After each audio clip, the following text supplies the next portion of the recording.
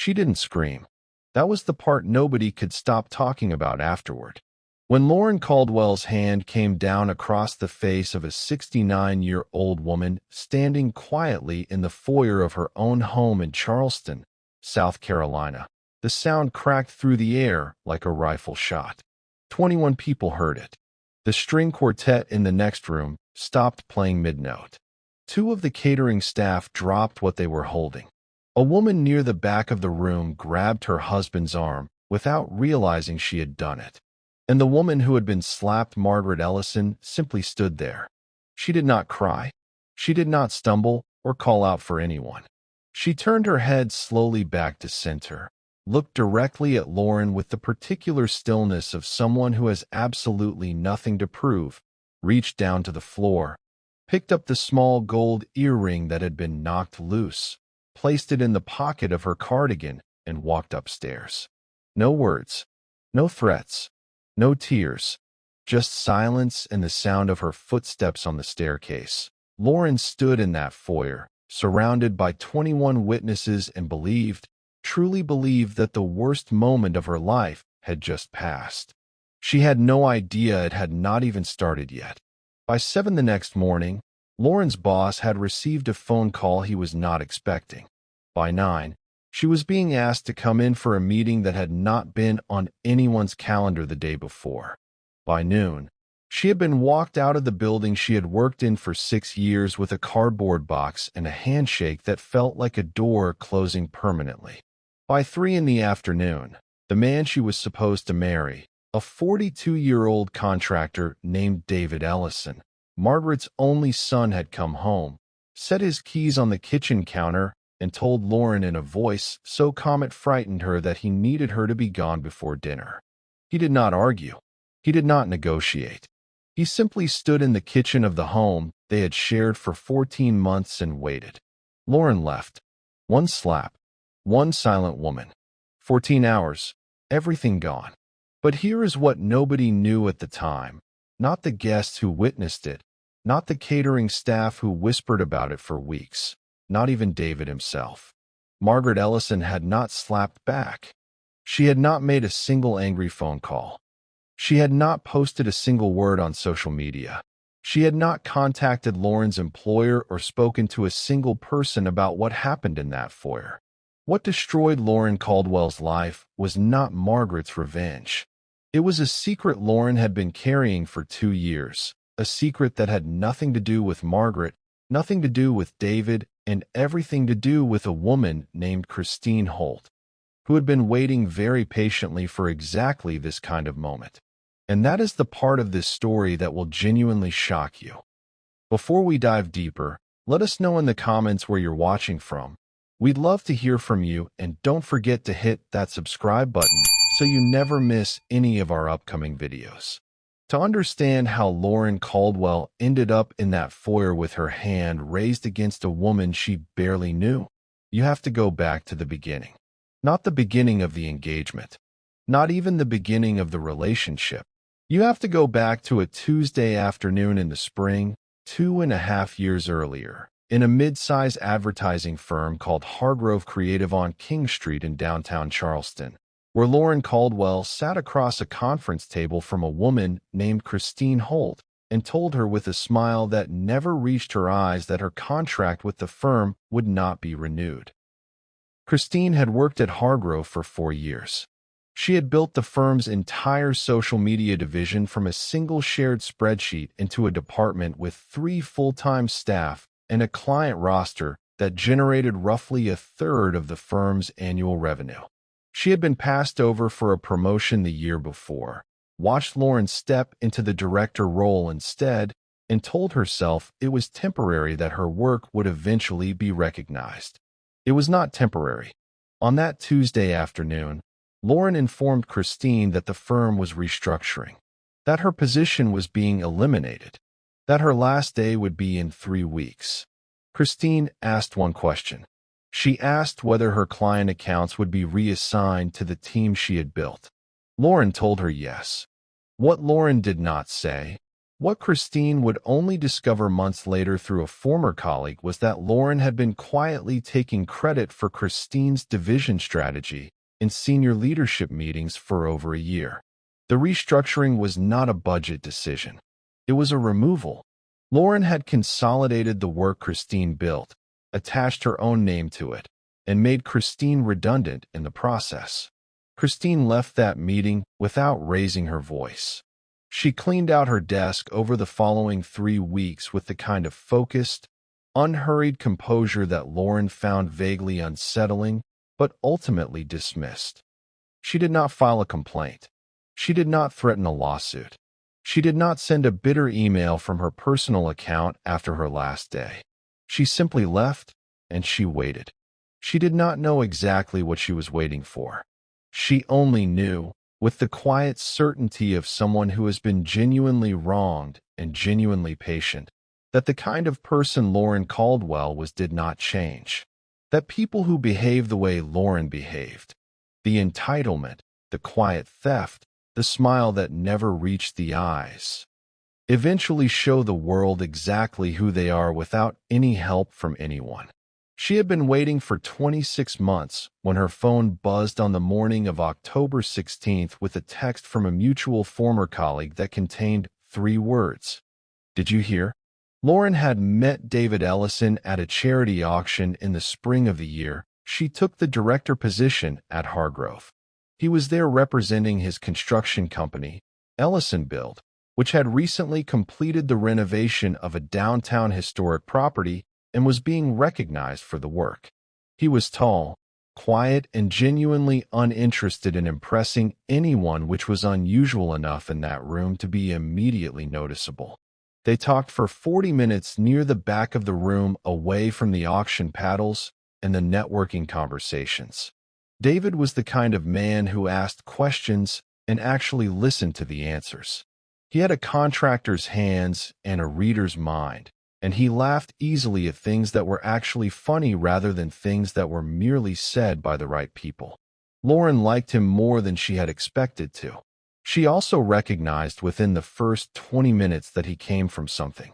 Not loudly, but the ease with which he carried himself in a room full of Charleston's established families told her things that his work boots and plain blazer were designed to obscure. She would later tell a friend that she had fallen for David because he was real. Both things were true. They are not mutually exclusive.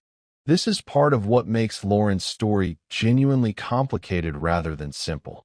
David was real.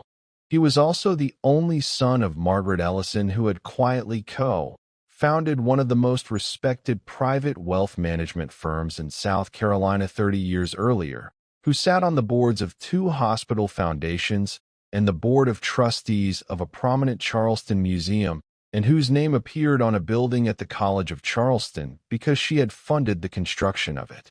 David had never once mentioned any of this in the first 6 months Lauren knew him. Not because he was hiding it, because it genuinely did not occur to him that it was something that needed to be said. It was simply his family. His mother was simply his mother. Lauren found out the way you find out things in a city like Charleston. Someone told someone who told someone, and eventually the information arrived at Lauren's ear at a dinner party 3 months into the relationship, delivered by a woman who watched Lauren's face very carefully as she said it. Lauren had composed her expression in time, but something shifted that night in the way she thought about the relationship and about Magaret and about what the future might look like if she navigated it correctly. She told herself that she loved David.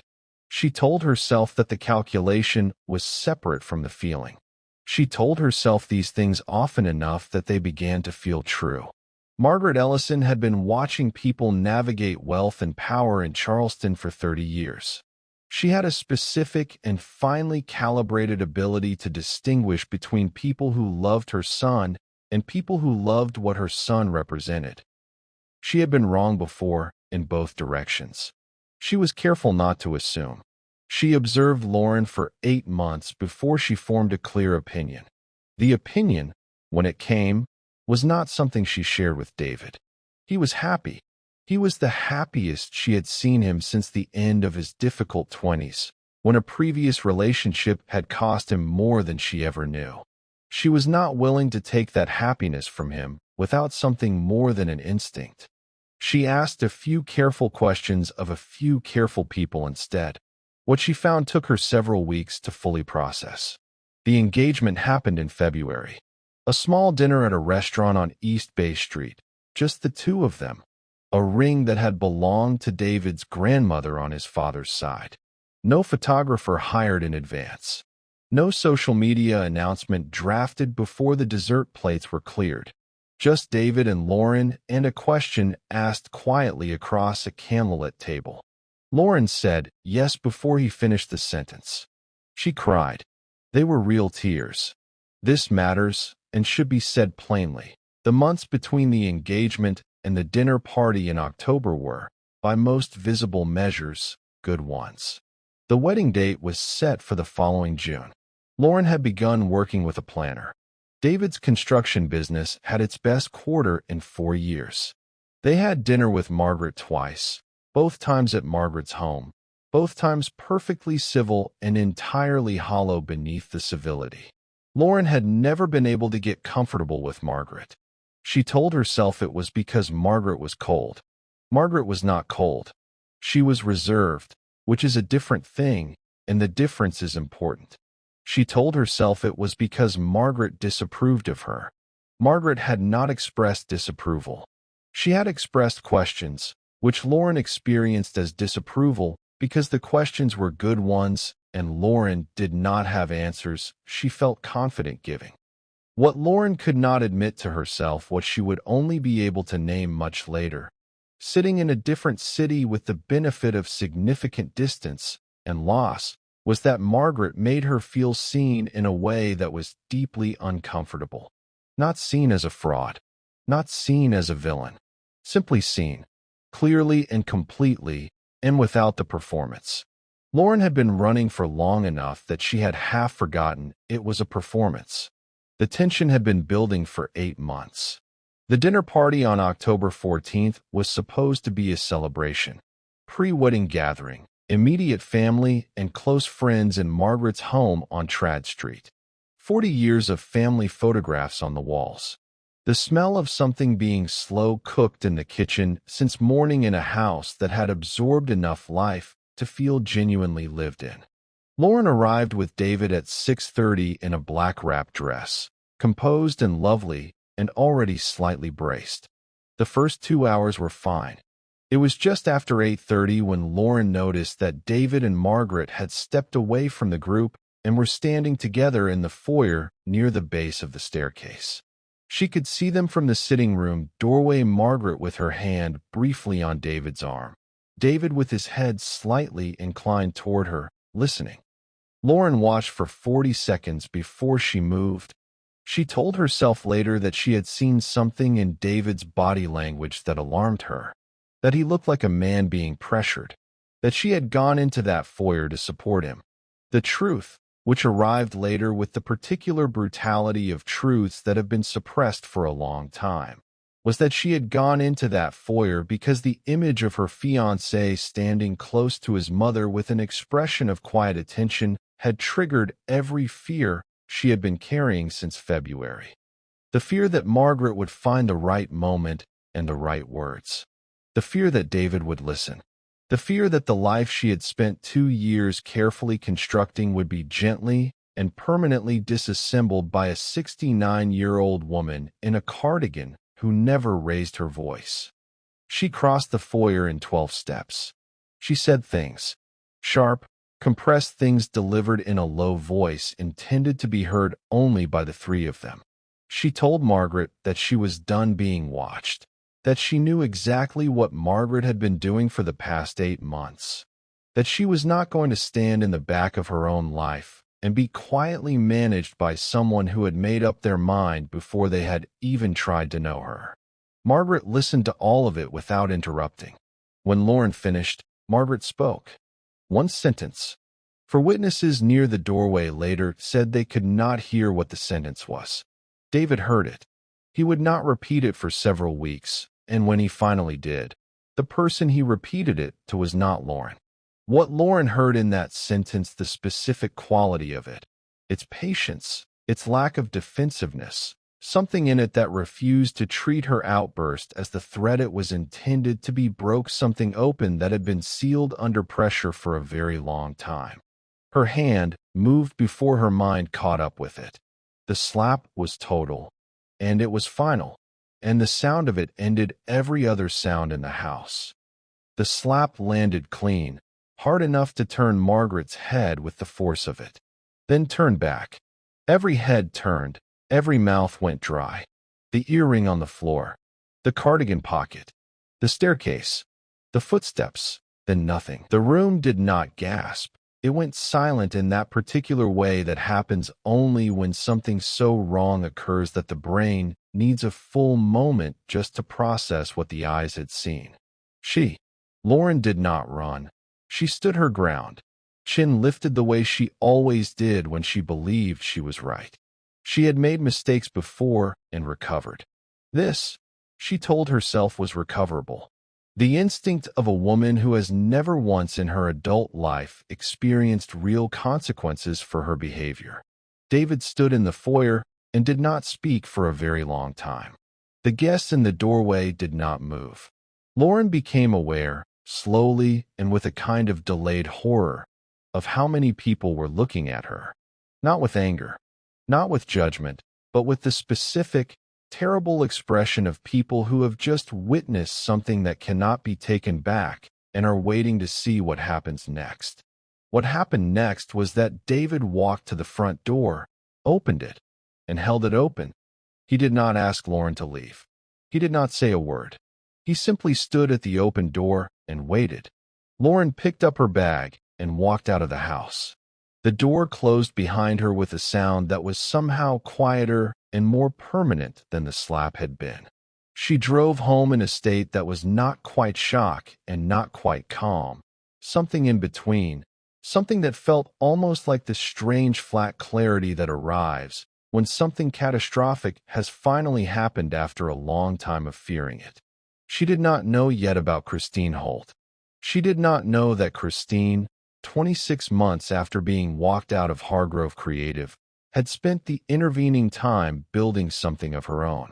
A small but well-regarded digital strategy consultancy in Colombia that had, in the past year, begun attracting exactly the kind of clients who had previously belonged to the firm that had let her go.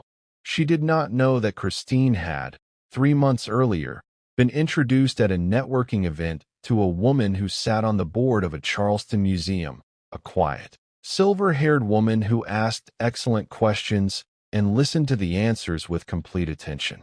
She did not know that Magaret Elison and Christine Holt had met for coffee twice since that networking event, that they had not discussed Lauren during either meeting, that they had discussed Christine's work, which was genuinely impressive, and a board initiative the museum was developing around community digital access, for which Christine's expertise was directly relevant.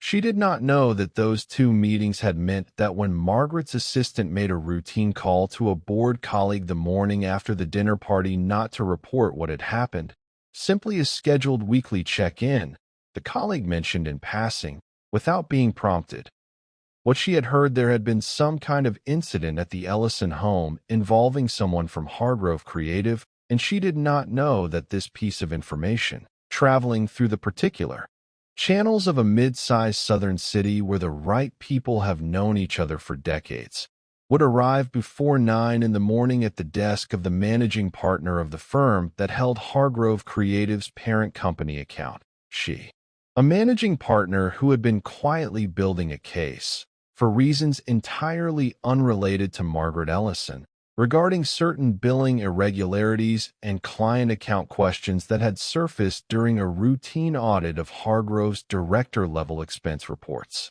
An audit that had been paused pending a sufficient reason to proceed. The phone call that morning gave sufficient reason. Lauren was in her kitchen drinking coffee when the call came from her direct supervisor at 8:47. She was asked to come in. The tone of the call was professional and gave nothing away. She showered, dressed carefully, drove to the office on King Street for what she had half convinced herself would be an uncomfortable conversation that she could manage. She was good at managing uncomfortable conversations. She had been doing it her whole career. The room she was shown into held 5 people. Her supervisor, the managing partner, a woman from the parent company's legal team who had flown in from Atlanta the previous week for the audit and had not yet left, and 2 other executives Lauren did not recognize, who sat at the end of the table with a folder and did not introduce himself. The meeting lasted 40 minutes. The billing irregularities were not small. Over a period of 18 months, Lauren had been routing certain client development expenses through a discretionary budget line that was designed for team use, not personal use. The amounts were not enormous. They were, however, consistent, deliberate, and clearly documented. The audit had found them without difficulty. What the audit had been waiting for, the legal team explained, was confirmation that the pattern was intentional rather than administrative error. Lauren's conduct at a private social event the previous evening, witnessed by 21 people and already traveling through the social channels of the city's professional community, had answered that question to the firm's satisfaction. A person who behaved with that degree of impulsive entitlement in a personal setting was unlikely to have arrived at a pattern of financial irregularity through innocent error. Lauren was given the terms: resignation rather than termination, in exchange for a repayment agreement and a mutual non-disclosure. Her professional references would not comment beyond dates of employment. He signed. She was walked to her desk. She was handed a box. She was outside on King Street by 11:45, standing in October sunlight with a cardboard box and the particular hollow weightlessness of a person whose constructed life has just been deconstructed in a single morning meeting. She called David from the parking garage. He answered on the second ring. He had already spoken with his mother. He had already seen 2 texts from people who had been at the dinner party the night before. He had already been sitting in the quiet of his truck in the parking lot of a job site since 7 in the morning, thinking. He did not ask for an explanation. He told Lauren, in a voice that was quiet and final and entirely without cruelty, that he had loved her, that he believed she had, in her own way, loved him too, that he was not ending things because of his mother or because of the firm or because of what he had seen in the foyer. He was ending things because of who he had seen in the foyer.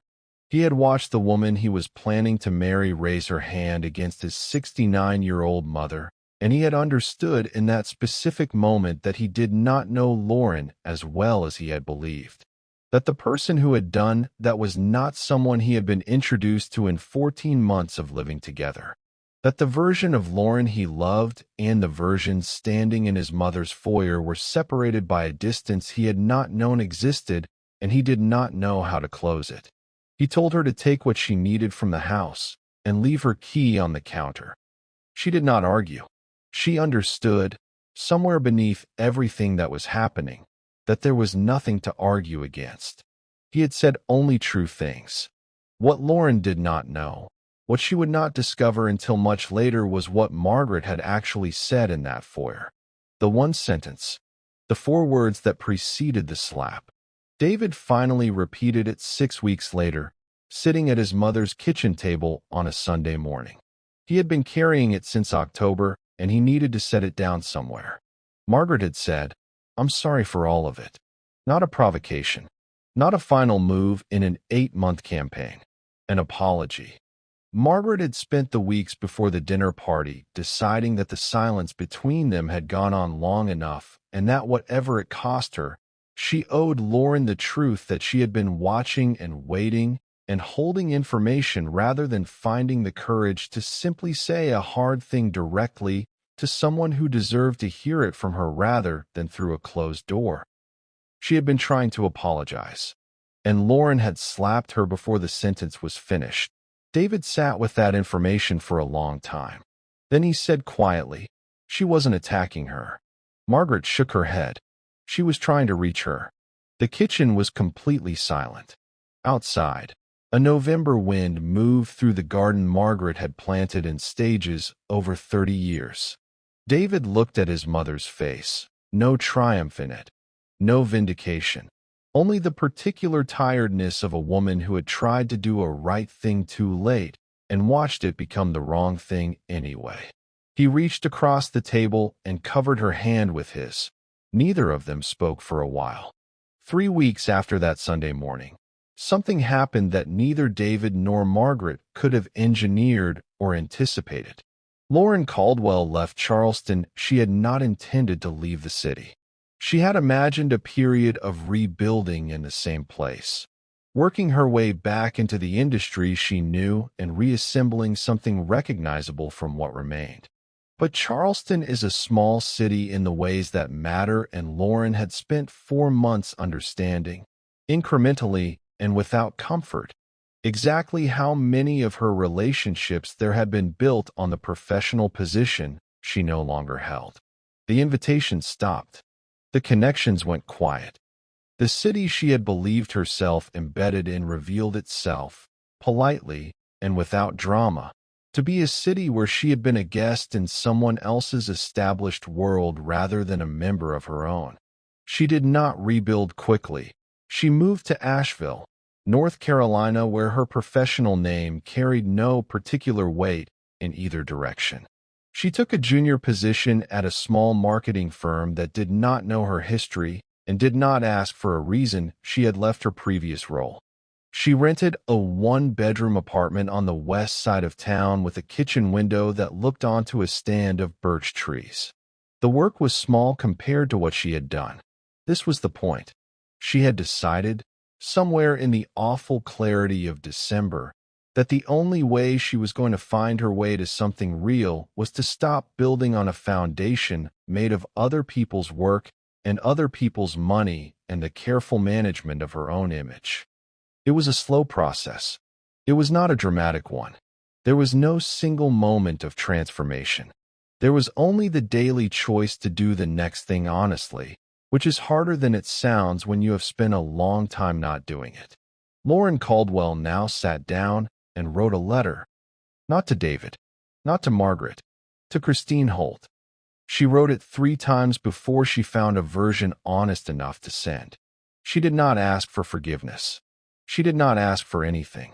She simply named what she had done precisely and without softening it, and told Christine that she had known exactly what she was doing on that Tuesday afternoon, and that Christine had never once been wrong about what happened in that conference room. She mailed it on a Thursday without rereading it a final time, because she knew if she reread it, she would find a reason not to send it. Christine received it on a Saturday morning. She read it at her kitchen table. She read it twice. She did not respond for 3 weeks. When she did, the letter was 4 sentences. She said she had received what Lauren had written, that she was not ready for a conversation, that she appreciated the letter for what it was. And then, in the final sentence, the one Lauren read 6 times and would not fully understand for months, Christine wrote, "I hope you are building something that belongs to you this time." Lauren folded the letter and held it and understood that it was not cruelty. It was not kindness either. It was simply the truth, offered without decoration, by a woman who had learned the hard way that the only things worth keeping are the ones you actually built. 18 months after the dinner party, David Elison drives to a job site in Mount Pleasant to check on a project that has been running ahead of schedule for 3 straight weeks. He finds the project manager doing a final walkthrough alone, flashlight in hand, checking tolerances on door frames in the near dark with the focused precision of someone who does not need to be watched to do excellent work. Her name is Anna Schaefer. She is 38, recently relocated from Nashville, and she does not look up from the door frame when she hears him come in. She says without turning around that the East Corridor is 3 days ahead and the foundation inspection is booked for Thursday, and she already knows that he is going to ask. David stands in the doorway of the room and watches her work for a moment. He asks how she knew it was him. She says she recognized his footsteps. He has no answer for that. He stands there another moment. Then he asks if she wants to get coffee sometime to go over the Thursday numbers. She clicks off her flashlight and turns around and looks at him and says she will think about it. It takes 3 more weeks before she says yes. Margaret meets Anna the following spring over dinner at the Tradstreet house. She asks her 2 questions during the meal. Careful, quiet questions that have nothing to do with David and everything to do with who Anna is when no one needs anything from her. Anna answers both questions directly without performing and then asks Margaret a question back that makes Margaret laugh the way she has not laughed in a very long time. After dinner, walking Anna to the door, Margaret does something she has never done with anyone David has brought to this house. She tells her the truth. Not about Lauren. Not about the dinner party. Something smaller and more important than either of those things. She tells Anna that David has a habit of carrying things he should have put down years ago, and that the right person for him is not someone who tries to take the weight, but someone who simply stays in the room while he figures out how to set it down himself. Anna stands at the front door and considers this seriously. Then she says, "I can do that." Margaret nods. "Good," she says. "That's all I needed to know." She closes the door and stands in the foyer, the same marble floor, the same staircase, and is quiet for a moment. Then she reaches into the pocket of her cardigan and holds the small gold earring in her palm for just a second. She closes her fingers around it. She walks upstairs. This time, there is no grief in the footsteps, only the sound of a woman walking toward the rest of her life. In a house full of photographs and 30 years of a garden, and the quiet certainty that the things worth protecting always find a way to protect themselves. And 2 states away, in a 1-bedroom apartment in Asheville with birch trees outside the kitchen window, Lauren Caudwell closes her laptop at the end of a long Monday and sits for a moment in the particular silence of someone who is becoming, slowly and without fanfare, a person they can trust. She is not finished. She is not forgiven. She is not redeemed. She is simply trying, one honest day at a time, in a city that does not know who she was. Cruelty always finds its way back, not always loudly, not always dramatically. Sometimes, it comes back as a quiet morning phone call and a cardboard box on a King Street sidewalk in October, but kindness, the real kind that costs something, that finds its way back too. If this story made you feel something, share with someone who needs to hear it today, someone who is in the middle of building or losing something. And if you want more stories like this about power, consequences, and the way character reveals itself when no one is watching, please subscribe, like, and comment. Thank you for watching.